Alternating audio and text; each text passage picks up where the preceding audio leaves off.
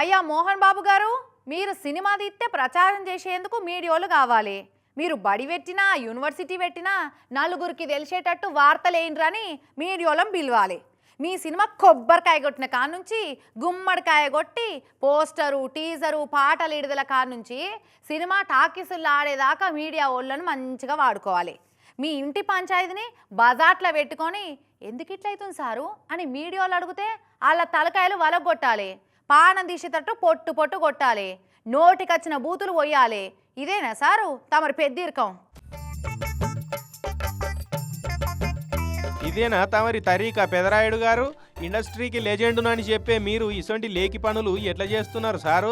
మీ ఇంటి పంచాయతీని బజార్లో పెట్టుకున్నది మీరు, తోవేంటి పోయేటోళ్ళు కూడా ఆగి చూస్తట్టు చేసుకున్నది మీరు. పెద్ద మనిషివి కదా, ఏంది సారు లొల్లి అని మీడియాలే కాదు ఎవరైనా అడుగుతారు.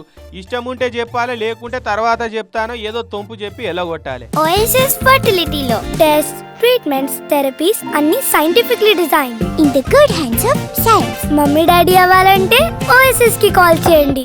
అంతేగాని అరిస్తే చరుస్తా సరిస్తే కొరుకుతా అని మంది మీద ఎగబడితే ఎట్లా సారు? మొగన్ను కొట్టి మొరమొర అన్నట్టు మందిని ప్రాణాలు పోయేటట్టు కొట్టింది మీరు, మళ్ళా దవాఖానలో బెడ్డుకున్నది మీరు. కొడుకుల పంచాదిని దెంపలేక మంది మీద చిందులేందుకు సారు? మీకు నడి బజార్లో లొల్లి పెట్టుకొని నన్నెవడు చూడొద్దంటే ఎట్లా సారు? తమరు కొట్టినా సరే మీ కొడుకు చేరేటట్టు చేయండ్రని మీరు ఇచ్చిన దివ్య సందేశాన్ని కూడా వినిపించింది ఈ మీడియానే సారు. మీరు ఆయపాయ మీద ఉన్న అందరికీ చెప్పేది కూడా ఈ మీడియానే సారు. మీకేమన్నా అయితే అయ్యో పాపం అని వార్తలు వేసేది కూడా ఈ మీడియానే అన్నది యాది పెట్టుకోవాలి సారు. ఇప్పటి నుంచి అయినా జర మోహన్ బాబు లెక్క కాకుండా మనిషి లెక్క ఉండురి సార్ అని అంటున్నారు ఇవాళ నిరసనలు చేస్తున్న యావత్ జర్నలిస్టులు అంతా.